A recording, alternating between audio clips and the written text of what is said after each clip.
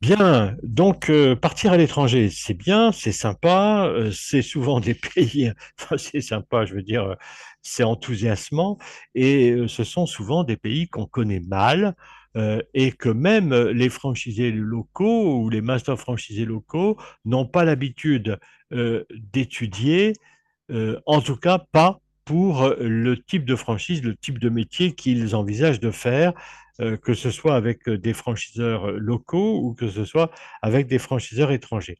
Alors, vu les distances, vu le manque de statistiques quelquefois, etc., on se pose toujours la question de savoir si on va trouver les informations nécessaires et si on peut réagir de la même façon dans les pays d'où l'on vient et dans les pays où on a envie d'aller. Alors pour ça, j'ai demandé à Pierre Fleury, qui est un spécialiste des études de marché, c'est la société PF Marketing, et qui est souvent sollicité par les franchiseurs pour partir à l'export. J'ai demandé donc à Pierre Fleury, qui est le fondateur, de nous expliquer études de marché en franchise à l'export, que chercher, où, quand, comment fait-on, Frédéric? Pardon, Pierre. Oui, merci Jean, bonsoir à tous. Donc en effet, hein, c'est un point que Jean a souhaité aborder lors de cette journée qui me semble tout à fait important et pour lequel on ne sait pas forcément toujours comment s'y prendre. Donc réaliser une étude de marché aujourd'hui dans son pays d'origine, que ce soit la France ou un autre d'ailleurs, c'est quelque chose qu'on peut relativement assez facilement mettre en œuvre, mais pour lequel on va vite perdre ses repères lorsqu'on se trouve dans un contexte international. Euh, alors, il y a pas mal de points que je vais soulever dans cette présentation, que je veux volontairement synthétique pour vraiment aller aux points les plus importants. Mais finalement, il y a énormément de questions qui sont sous-jacentes et pour lesquelles je vais essayer de vous apporter quelques pistes. Bon, déjà, il y a un premier point qui est important. Je vais rapidement vous détailler les points que je vais aborder et peut-être me présenter aussi. Euh, c'est trouver l'information, valider des emplacements, faire ce qu'on appelle un territory mapping. On verra pour ceux qui ne connaissent pas forcément ce que c'est, et les différents outils et méthodologies qu'on peut adopter. Mais comme je vous le disais, je vais peut-être commencer par me présenter. Alors, j'ai en effet l'honneur de diriger PF Marketing, qui est un cabinet que j'ai fondé il y a un petit peu de temps maintenant, puisque ça fait à peu près 15 ans que nous opérons sur le marché et nous proposons des prestations historiquement à des franchisés français en France et par la force des choses, de plus en plus à des franchisés français à l'international et réciproquement. Pour la petite anecdote, notre dernière demande concerne une grande enseigne de coiffure française qui est intéressée par l'Inde. Vous voyez, donc on a, à force du temps, développé des capacités à proposer des choses sur des marchés qui sont parfois très exotiques. Alors, on va le voir, il y a des prestations un petit peu standards. Les franchiseurs français connaissent l'état général de marché qu'on appelle l'EGM et l'état local de marché qu'on appelle qu'on abrège aussi par ELM. Donc ça, ce sont des rapports très franco-français puisqu'ils répondent à des exigences qui sont celles de la loi. Euh, et souvent, c'est une prestations sont des prestations qu'on va aussi réaliser sur des pays qui ont des législations spécifiques à la franchise. Mais hormis ce cas de figure un petit peu particulier, on réalise donc pour des franchiseurs des études de marché. Un franchiseur qui souhaite tâter le terrain va être rassuré de travailler avec nous. Mais il nous arrive aussi de travailler avec des potentiels franchisés. Donc eux, sur leur marché international, sur leur marché à eux, et qui pour le franchiseur est un marché international. Et eux, ce qu'ils vont chercher, c'est peut-être plutôt notre expertise dans la connaissance des franchises européennes ou françaises. Mais on travaille aussi de plus en plus avec des masters franchisés, ou selon le montage qui est envisagé, avec des personnes qui sont amenées à vouloir importer un concept dans leur pays. Donc ça, c'est une prestation sur laquelle je vais mettre un petit peu l'accent aujourd'hui, parce que très rapidement, on peut se trouver un petit peu démuni lorsqu'il s'agit de trouver de l'information. Donc le point essentiel de ma présentation ce soir, c'est de essayer de vous donner quelques pistes pour trouver des informations. Alors, on va dire que le problème principal, lorsqu'on est originaire de France en particulier, d'Europe en général, c'est de perdre un petit peu ses repères quant à l'information statistique qui peut être disponible sur un marché étranger.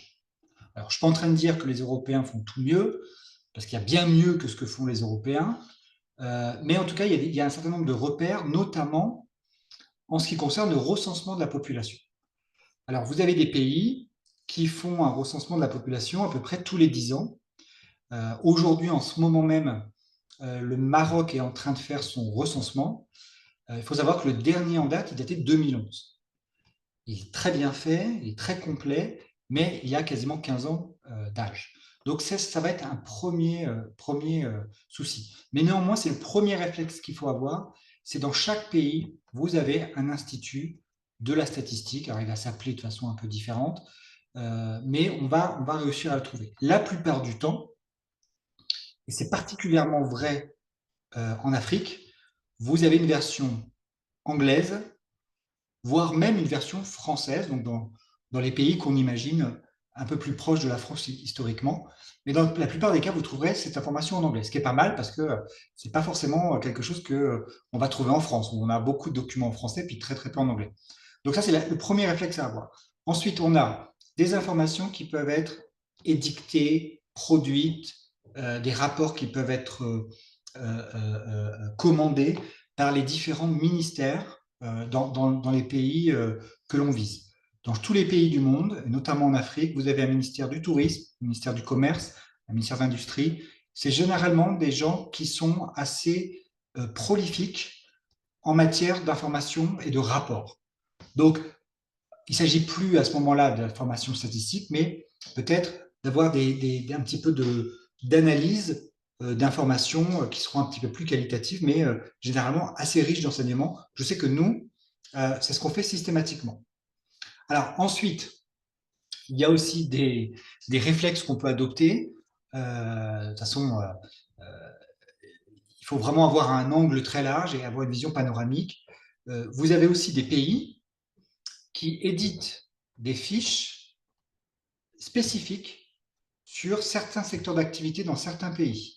Si vous prenez par exemple, et ça va être assez surprenant, le ministère de l'Agriculture américain, on sait que les Américains sont assez actifs, hein, en Afrique notamment, produit des fiches secteurs sur un certain nombre d'activités en Afrique. Donc vous allez avoir un rapport de 8 pages, très synthétique, avec quels sont les grands, alors sur un secteur d'activité donné, hein, évidemment, quels sont les grands acteurs, quelles sont les habitudes de consommation, quels sont les volumes d'exportation, d'importation. Donc, voilà, il y a vraiment une information qui peut provenir de sources assez variées. Donc, ça, c'est un exemple. Puisqu'on est sur les rapports, nous, on utilise aussi, nous, beaucoup de rapports d'organismes internationaux. Donc, on va penser à l'ONU, on va penser au FMI, la Banque mondiale. Beaucoup plus surprenant, on en revient un peu aux Américains, mais la CIA aux États-Unis propose gratuitement, tout ce dont je vous parle pour l'instant, c'est gratuit. Hein. La CIA, à ce qu'elle appelle le CIA World Factbook, qui donne énormément d'informations sur énormément de pays. Je pense que je n'ai jamais vu une source d'informations statistiques, démographiques plus riche que celle-là. Hein, donc ça, c'est vraiment un point qui est à noter.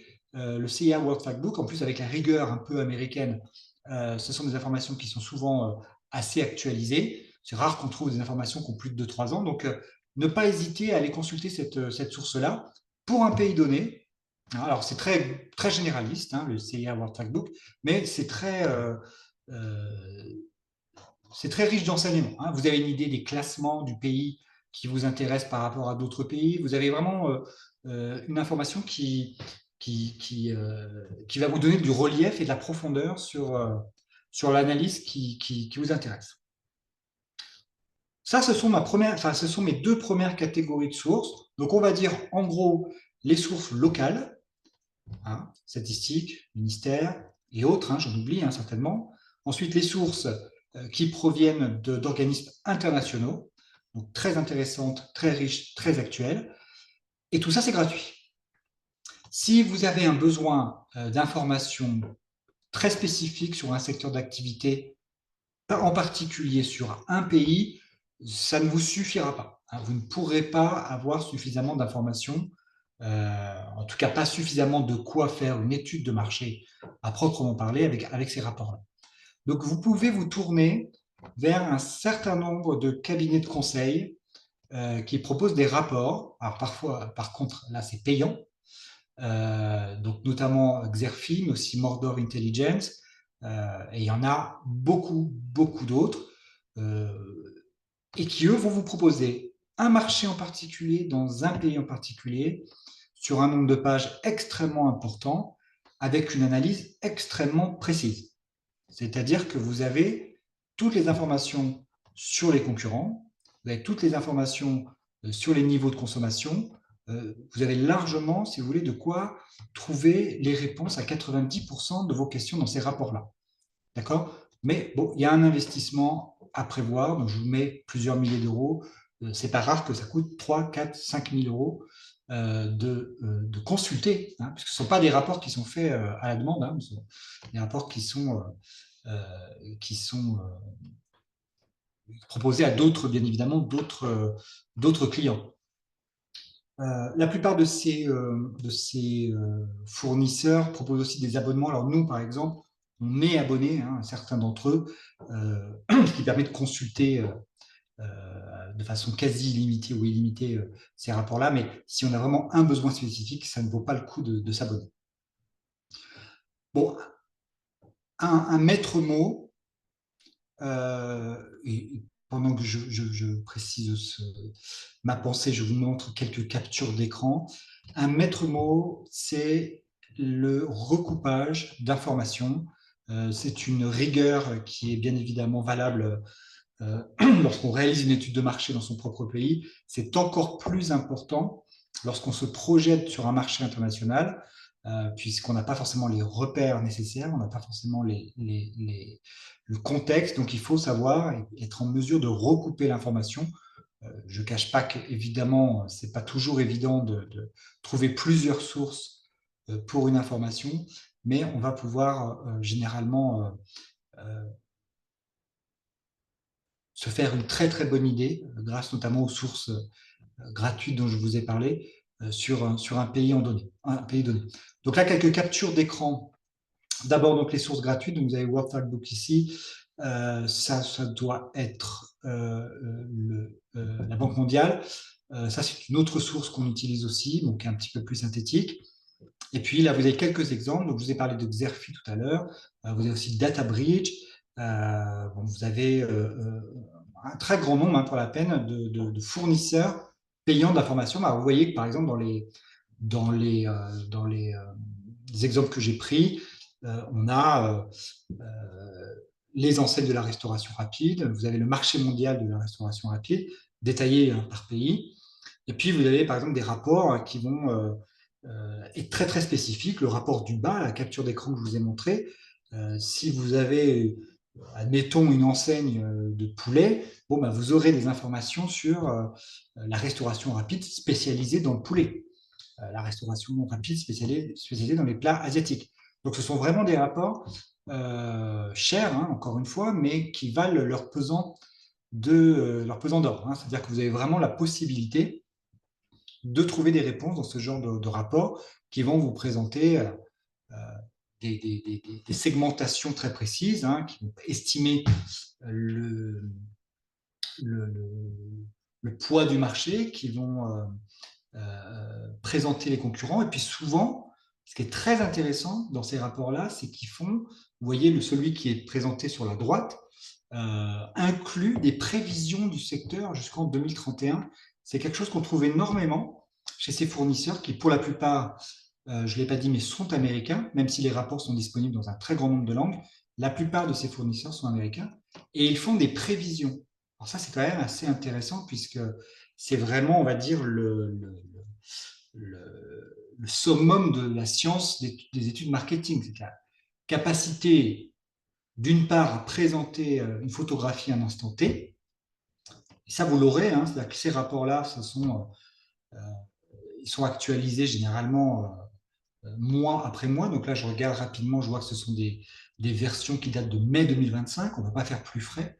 Et en plus, vous avez des projections argumentées, hein, évidemment, de projections sur l'avenir. Alors, une question qu'on me pose souvent et à laquelle je vais répondre quand même assez clairement, c'est est-ce qu'on peut trouver des informations sur absolument tous les pays du monde? La réponse, elle est assez simple, c'est que vous avez évidemment des pays dans lesquels on aura une, une, un nombre d'informations, un nombre de rapports qui sera plus important, voire même foisonnant. Mais je dois dire quand même qu'il nous est jamais arrivé de ne rien trouver. C'est-à-dire que quoi qu'il arrive, on trouve quelque chose. On a travaillé il n'y a pas si longtemps je prends volontairement des exemples qui ne sont pas africains parce que je pense que la plupart des pays africains, ils sont assez faciles finalement. Mais nous, il n'y a pas si longtemps, on a travaillé sur le Kyrgyzstan. Alors, je ne sais pas si vous voyez le Kyrgyzstan, on ne l'a pas forcément en tête, et on a trouvé de l'information. D'accord, pour une enseigne de restauration rapide française. Donc, c'est comme quoi vous n'avez pas forcément, vous avez forcément quelque chose à consulter en matière d'information. Ensuite, si on doit mener une étude de marché d'implantation, il faut pouvoir se caler sur les attendus d'une étude de marché d'implantation telle qu'on les fait aujourd'hui. Alors, ce qu'il faut savoir, c'est que les études de marché d'implantation, elles ont énormément évolué. Depuis 20 ans, alors moi depuis 15 ans que nous on en propose, elles ont fortement évolué, mais finalement l'information qui est contenue dedans, elle reste la même si les sources ont varié. Alors ce qui change pour nous lorsqu'on fait une étude de marché d'implantation sur un pays, notamment un pays africain, c'est qu'on va devoir peut-être travailler avec des réflexes qu'on a perdus, mais qu'on va essayer de retrouver, puisque l'objectif d'une étude de marché d'implantation, ça sera in fine, de pouvoir projeter une activité qui existe déjà quelque part, c'est très spécifique à la franchise, hein, mais projeter le chiffre d'affaires d'une activité qui existe déjà dans un contexte différent. Et finalement, nous, on s'est rendu compte que faire ce travail-là entre deux adresses en France et une adresse en France et une adresse en Afrique, finalement, c'était pas aussi compliqué. C'est-à-dire que vous devez estimer la demande locale. D'accord? Donc, on va prendre des éléments qu'on va trouver assez facilement dans les sources qu'on a citées précédemment. On va étudier la concurrence. Aujourd'hui, avec ne serait-ce que Google, vous allez trouver vos concurrents assez facilement sur Google Maps, aussi facilement en France, à Paris, qu'à Abidjan, à Lyon ou à Marrakech. Donc, on a vraiment, si vous voulez, une égalité à ce niveau-là.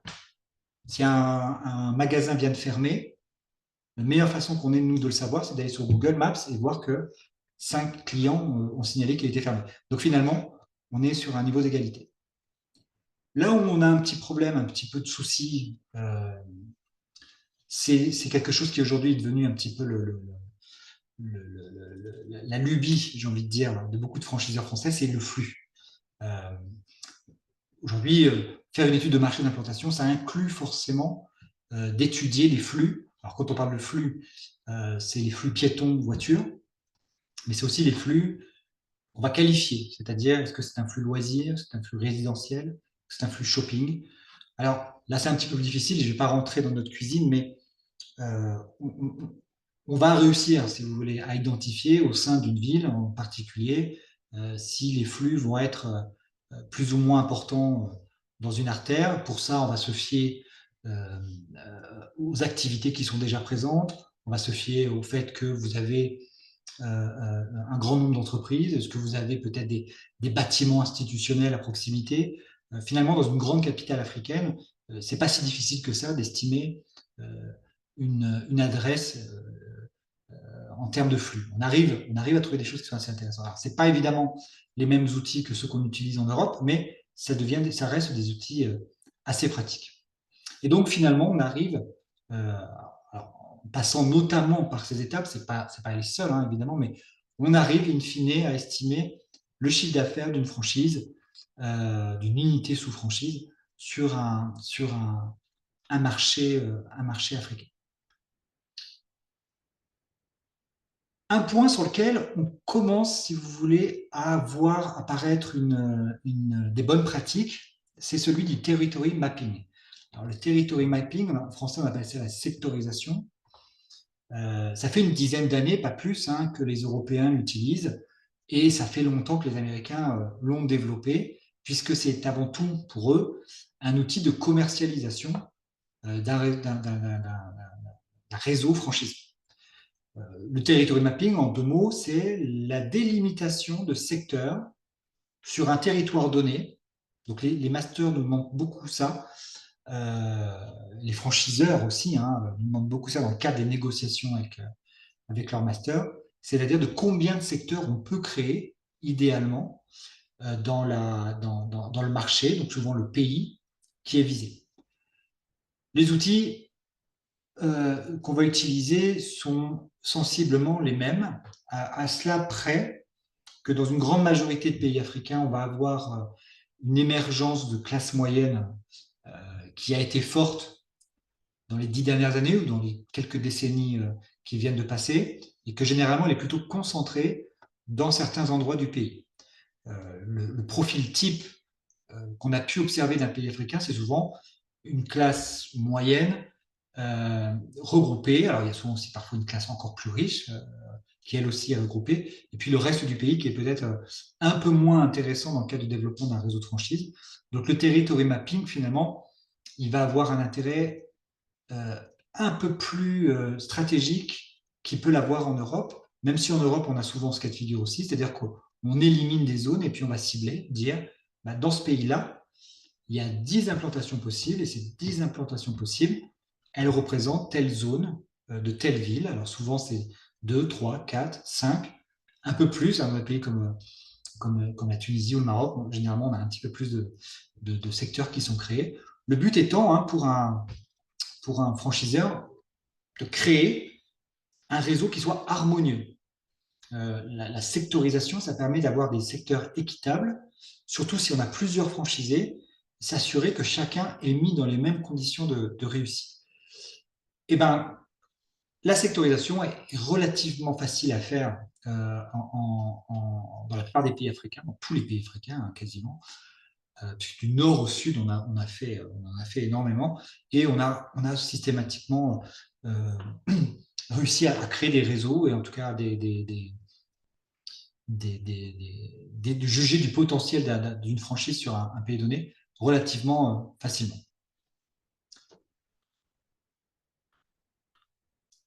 Voilà, ben, écoutez, j'ai abordé les quelques points dans le temps qui m'étaient impartis par Jean. Donc, Jean, je te rends la parole, et je reste évidemment à votre disposition si vous avez des questions. N'hésitez pas à nous chercher, ne serait-ce que sur Internet, PF Marketing. Ça sera avec plaisir que j'apporterai les réponses éventuelles aux questions qui pourraient subsister à la suite de cette intervention. Eh bien, merci Pierre.